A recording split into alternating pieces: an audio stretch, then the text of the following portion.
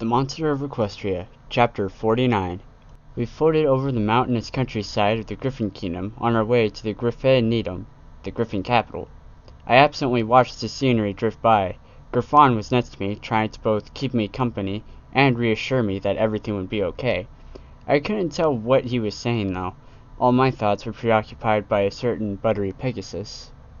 How could fate be so cruel? How could I be so stupid? What did I do to deserve to be taken away so far away from the love that I have always wanted and finally found?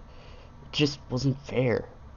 My self-pity was interrupted by a large eagle talent coming down on my shoulder. You haven't heard a single word I've said this whole time, have you? No, Uncle, I haven't. Sorry. No, don't worry about it. I imagine you must have a lot on your mind right now. Griffon sat down next to me, though his size kept him near eye level with my chin. Look, I know that this situation is less than ideal, but I promise to do everything in my power to make this whole ordeal as painless as possible. Thank you, Uncle. I wrapped an arm around him in a quick hug. I only wish this whole mess had never happened. Tell me about what happened. I was told that this Gilda hen started to bully your friends, something that apparently has happened in the past, and then she assaulted Miss Rainbow Dash. Believe it or not, for us Griffins, that much would be considered little more than troublesome childish behavior. What made you react so extremely? At first I didn't say anything, but then Griffon turned me, so I faced him directly. What really happened to make you act so out of character? You know, I'm not so sure it was out of my character. All my life I've been sheltered and coddled and protected from the world because I was supposed to be in danger of the ponies hurting me out of fear. But I'm beginning to think that was the wrong way around. Maybe I should have been locked away to protect ponies from me. What do you mean? Since I've known you, all you've ever done was try to help ponies. Why would they need protection from that? Because I wanted to kill her. Griffon seemed shocked at what I had just told him. It's true. Before, whenever some pony would call me a monster or a monkey or something else like that, I'd either shrug it off, or if they pushed me too far, I'd slap them around a little. It wasn't great, but no one was ever in any real danger. Now that I have so much power and strength, I can really hurt someone. What scares and angers me more than anything is that I wanted to. I wiped a tear from my eye. When I came close in the past, I would black out. Thankfully, nothing happened those times. This time, though, I was aware of everything. And I was starting to enjoy it. Christopher, I had no idea. I mean, yeah, Gilda was being mean to my friends, and she definitely went too far with Rainbow Dash. But hair pulling and name calling are practically nothing. Certainly not a good reason to hit her. Then she turned on me and Fluttershy, and when I saw Fluttershy crying, I wanted to make Gilda suffer. Every pony was saying it was my alicorn instincts, but I'm not so sure that was all it was. I sniffed and wiped another tear away. Uncle, I'm scared of what I've become, and what I might do. I need help. The airship was nearing a large fortress made of granite and built into the side of a large cliff face, overlooking a number of buildings lining the valley below and across the roaring river at the bottom of the mountain. Griffon watched Griffin guards flying out to escort the ship the rest of the way into its berth. He thought carefully about just what he was going to say next. You know, I seem to remember your mother telling me about some trouble she had with a certain baby dragon.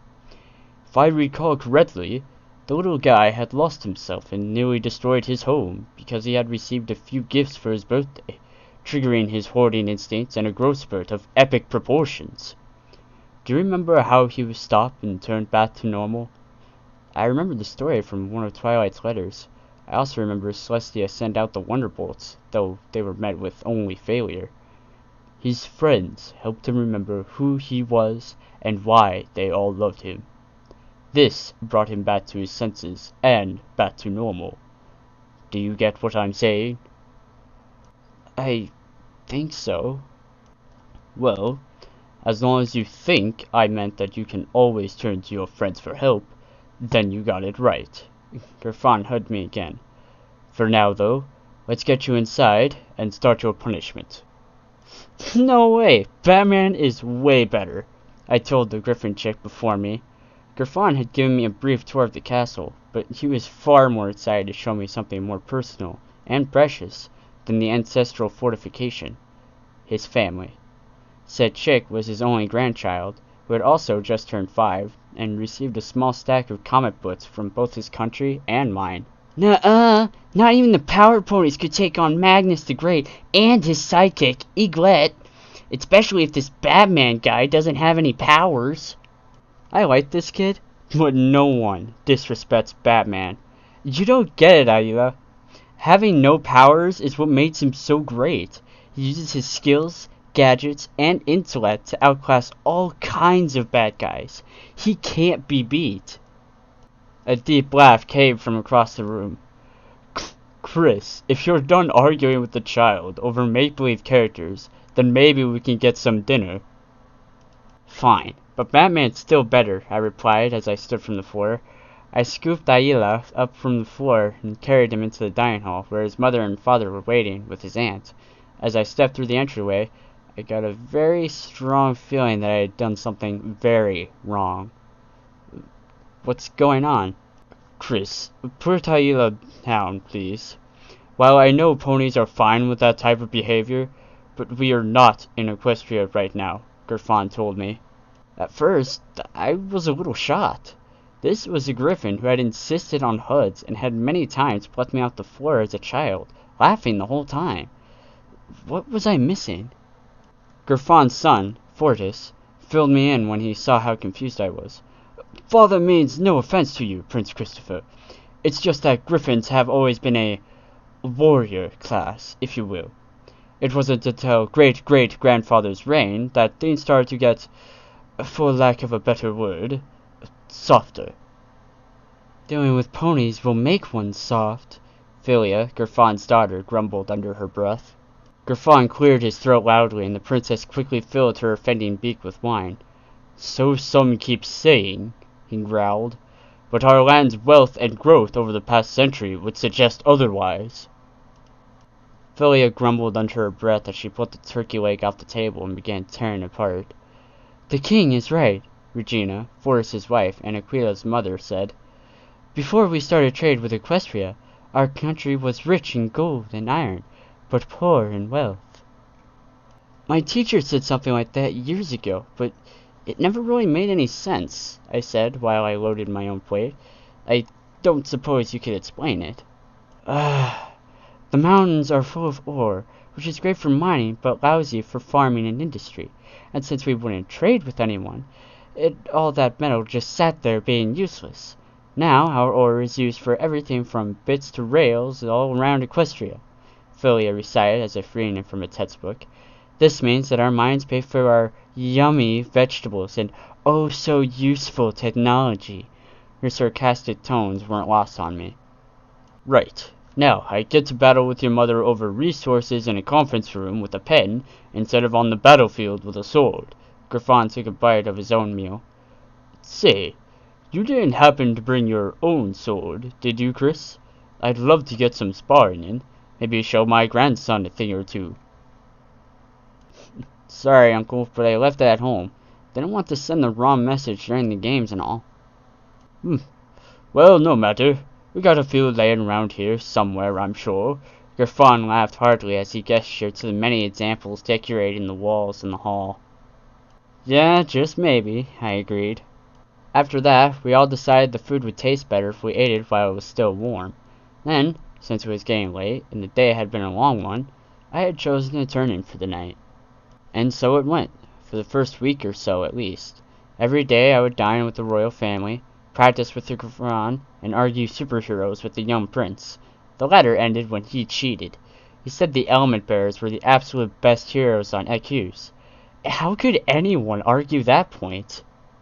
As far as imprisonments go, it wasn't bad in the least, especially when Celestia dropped by for a visit. That visit was made even better when Fluttershy, who had joined her, and I made up for lost time. For those who are wondering, Gilda, at my urging, had received a light sentence of only 8 hours of community service, although I found out that her sentence wouldn't have been that severe anyways. Calling names and pulling hair is not much of a crime. Sadly, their visit had to be cut short due to some official business. Before she left, though, Fluttershy gave me one of her feathers, just like Celestia and the others had, only on some twine instead of gold. Somehow, that made it even more special, and since it had the same protection spell as the others, it always would be. I myself, instead of cheapening the feather gift with another one, gave Fluttershy my ring. The reason I gave her my ring was twofold. First, the Griffin Kingdom is not the magical hotspot that Equestria is, so it had been agreed that I should resist wasting any of my magic. Second, it showed Fluttershy that I trusted her with my life, or at least my equivalent of a unicorn's horn. Unfortunately, like all good things do, my visit with the two mares I loved most in my life came to an end. Celestia had to return to the Crystal Empire for an emergency summit with the other princesses and Duke and Duchess of Meritonia. Fluttershy was going back with her so she could meet with the rest of her friends there and then return to Ponyville with them. It was probably for the best anyway. I was technically being held prisoner. Well, house arrest is more appropriate to the situation. Besides, this far away from Luna and the magic of Equestria, I haven't been sleeping that well lately, and the 2 nights after Celestia and Fluttershy left was the worst of them all. "I'm sorry to hear that, Prince Chris," Regina said at breakfast. "Please, just Chris is fine. We're all royalty here. Also, thank you for your concern. I'm hoping that they'll stop when I go back home." "Well, until then, do you want to tell us about it? It might help," Griffon offered as he rested his chin on his laced talons. "Alright. The other nights were the old standards, in public without clothes, dangling over a snake pit, you know the ones. Last night, though," I shuddered. "Last night was the worst. It was some dark, foggy alley, and I was watching this unicorn walking with a basket in his magic. Suddenly, there was this weird, clothed creature with an equine body and primate torso and head." "That is weird," Aquila added from his seat next to his mother. "That's not the weird part, though. This weird creature then ate the unicorn's magic." The other diners mumbled their agreement that this was indeed a strange and disturbing dream. Griffon, however, seemed to be frozen in place. "You didn't happen to get a name of this creature, did you?" "I think so. It was something like Tirek or Tirek or Tirek." Griffon was actually starting to sweat. "Yeah, that was it. How did you know?" Griffon didn't answer me. Instead, he stood from the table, excused himself, and left the dining hall without another word being said. The rest of us could only sit there and look at each other in mild shock. Griffon sat at his desk and started to pen a very important letter to Celestia. Luckily, he had a small stack of enchanted parchment that would instantly send itself to her when burned. "Dear Princess Celestia, I wish this letter was merely to engage in small talk, but I fear I may have dire news. First off, I will say that young Christopher is in good health and misses you and his home dearly. What has me concerned is a dream he told me of this morning. If it is only a dream, then there is no issue, but if it is a premonition, it may very well mean that Tirek has returned. Please advise on the situation. Sincerely, King Griffon." He rolled the parchment up, sealed it with a ribbon and some wax, then tossed it into the small fireplace in his office. Then he impatiently paced the floor, hoping for a quick reply. Suddenly, a scroll burned into existence before him and dropped to the floor. Griffon picked it up gently and nearly ripped it open. The letter was equally as brief, but also very precise. "King Griffon, you must keep Chris in your custody to protect him at all costs. I'm sure I don't need to tell you what would happen to him if his magic was stolen. And please, take care of your family as well. I fear there are dark times ahead for my little ponies. Princess Celestia." And so, Griffon decided to make my imprisonment a real thing.